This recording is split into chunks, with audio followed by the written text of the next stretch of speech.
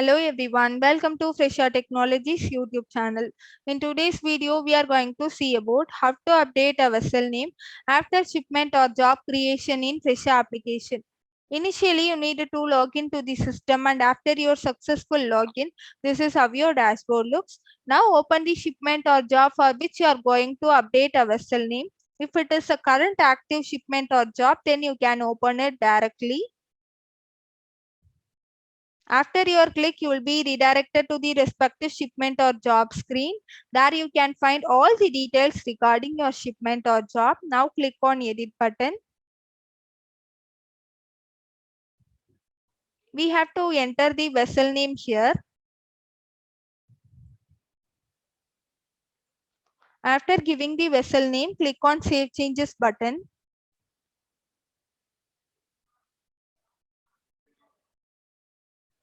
Now the vessel name gets updated on your shipment. Here we can see the vessel name we have added. Hope now you got an idea on how to update a vessel name after shipment or job creation in Fresa application. Thanks for watching.